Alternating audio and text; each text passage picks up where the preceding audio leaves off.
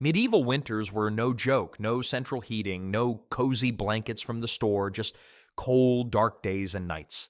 People had to be creative to keep warm using what they had around them. Some methods sound strange now, but back then they were life or death. And this is how people fought the cold. When the cold hit hard, many people depended on a surprisingly simple tool: 2 clay pots. Winters were unforgiving, long nights, biting cold, and no modern heating or cozy blankets. Instead of worrying about bills, the real fear was freezing in your sleep. For peasants, warmth wasn't comfort, it was survival, and those 2 pots became vital, offering a small but crucial source of heat in the coldest months. Clay pot fire stoves were essential for the poor. Cheap, reusable, and safer than open flames, they used 2 terracotta pots, one smaller pot placed upside down over embers inside a larger one. The setup trapped and slowly radiated heat, working like a primitive space heater without bricks, mortar, or a chimney. This wasn't guesswork, it worked on real physical principles. Clay absorbs heat slowly and releases it over time. Once warmed, the pots radiated heat into the air. Some families added sand, gravel, salt, or stones between the pots to retain heat longer.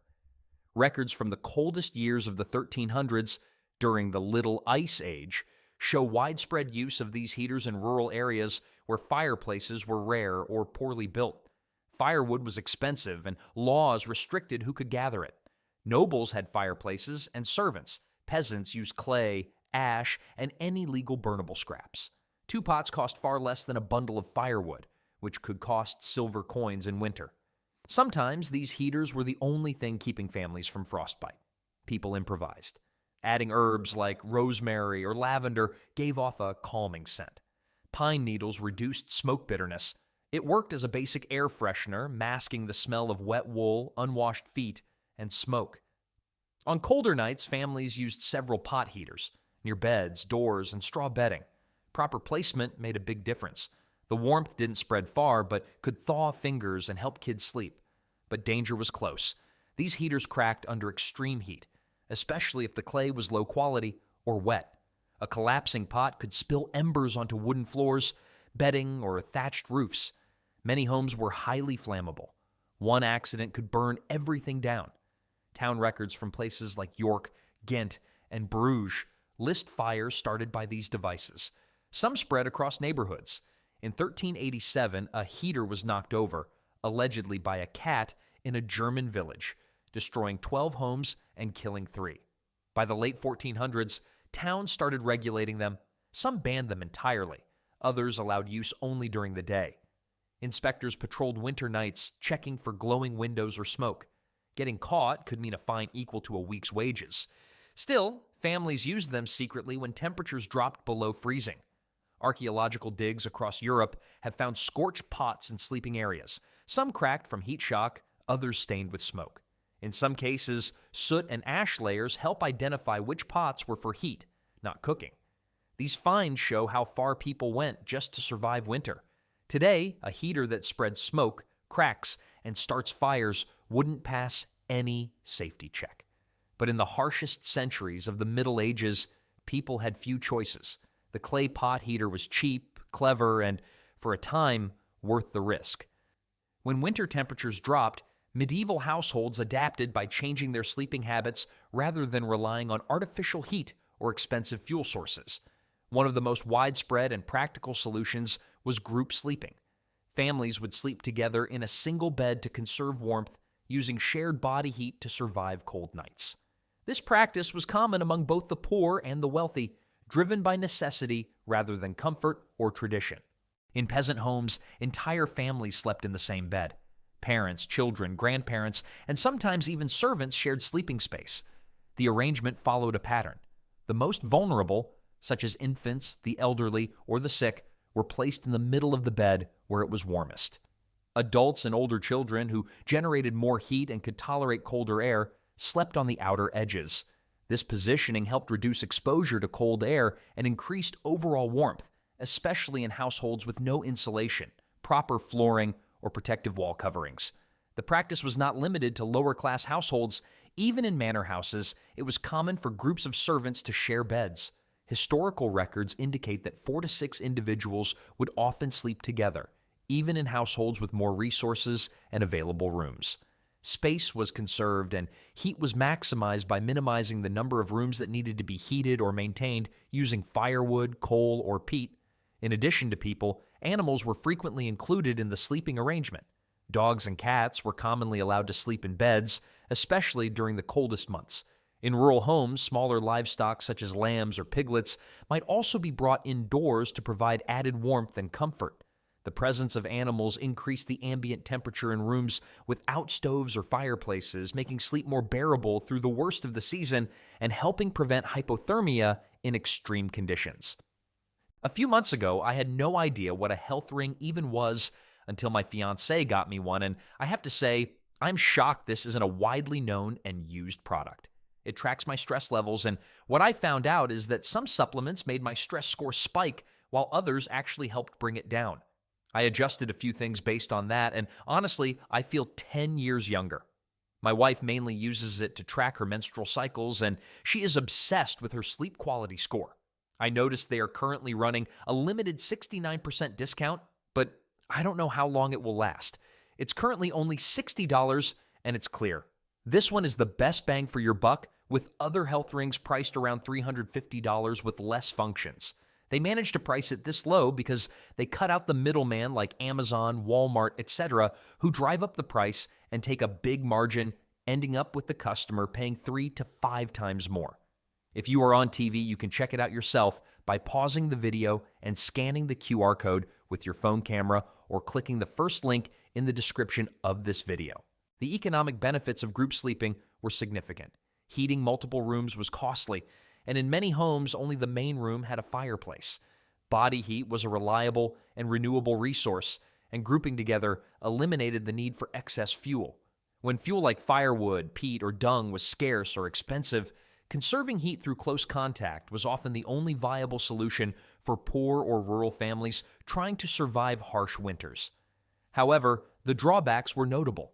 Sleeping in close quarters facilitated the rapid spread of disease and parasites. Lice, fleas, and scabies were common. Respiratory infections spread easily among family members, particularly in winter when homes remain closed and poorly ventilated. A single case of illness often led to full household outbreaks, particularly of colds, influenza-like symptoms, and other contagious conditions that worsened with malnutrition or damp conditions. During major disease outbreaks, such as waves of the bubonic plague, public health concerns led to changes in sleeping practices.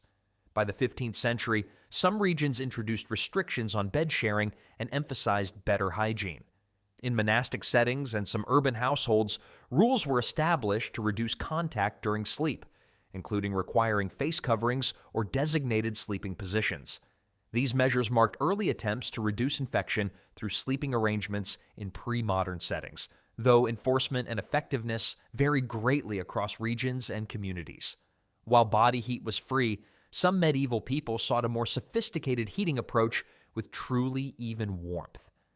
The solution they found lurking beneath their feet, however, would prove both ingenious and deadly. During the Middle Ages, staying warm through the winter months was not just difficult, it was often illegal. Unlike today, where heating a home is a matter of paying a utility bill, medieval families had to rely on firewood or other fuel sources gathered from nearby forests. However, access to these natural resources was heavily restricted. Across much of Europe, forests were not public land. They were owned and regulated by the nobility, the church, or the crown. These landholders enforced strict rules about what could be taken and by whom, often treating even the smallest act of wood gathering as a criminal offense.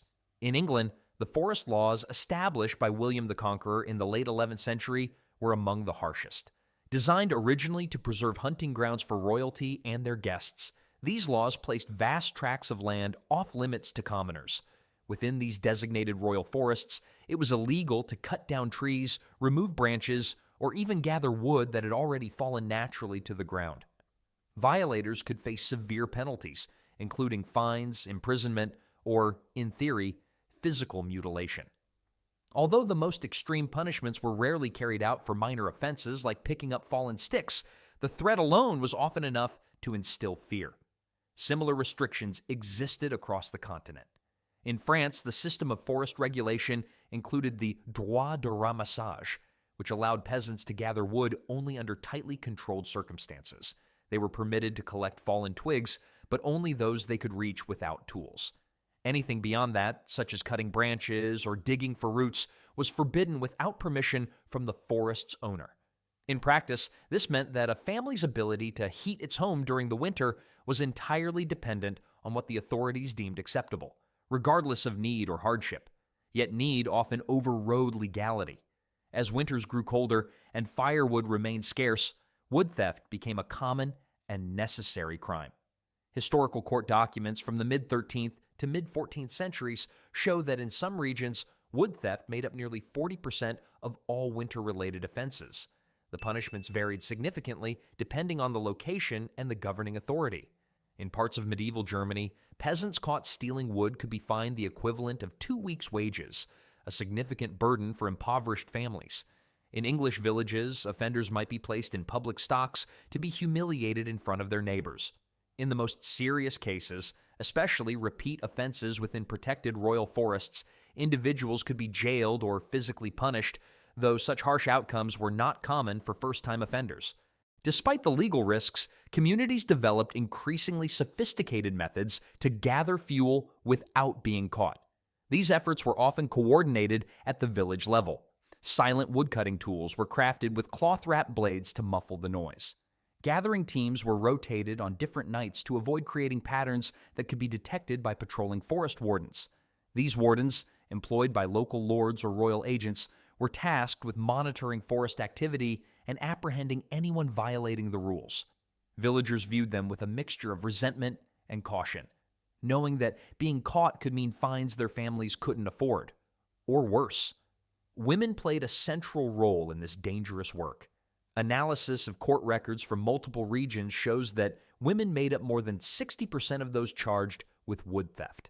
This trend was consistent across much of Europe, including England, France, and Poland. Part of the reason was cultural. Gathering fuel was considered women's work, part of the domestic responsibilities assigned to wives, daughters, and mothers. In some cases, women also received slightly more lenient treatment than men when caught, as judges or lords may have viewed them as less threatening. Regardless, these women were not only caregivers, but also providers, risking punishment to ensure their families could survive the winter cold. The situation became even more desperate during periods of crisis, such as the Great Famine of 1315 to 1316. This devastating event, caused by a combination of heavy rains, crop failure, and food shortages, led to widespread hunger and economic breakdown. During this period, wood theft surged across Europe. In one English manor, records show a 280% increase in prosecutions for firewood theft during the famine years, followed by a complete drop-off, suggesting that enforcement simply became impossible. When half the village was breaking the law just to keep warm, there were neither the resources nor the will to prosecute everyone. This growing reality eventually prompted reforms in some areas. By the late 15th century, changes in social policy began to reflect a more practical understanding of the problem. In certain parts of Germany and Switzerland, communal woodlots were created, where villagers could legally gather fuel according to rules scaled to household size and income. Churches, too, began allocating parts of their woodlands for poor parishioners during the winter months. These reforms often functioned unofficially at first, with clergy turning a blind eye to those in need, but over time they became more structured, forming the basis for early systems of local welfare. Ultimately, for countless medieval families, gathering firewood without permission was not a rebellious act. It was an act of survival. The harsh legal codes clashed with the everyday reality of rural life, where cold could be just as deadly as hunger. Faced with the brutal choice between freezing or breaking the law, many peasants made the only choice they felt they could: to risk punishment for the sake of warmth. In the end, the laws may have remained on the books, but human necessity often had the final word. These banned heating methods remind us how fortunate we are today. Our heating concerns are efficiency and cost, not survival.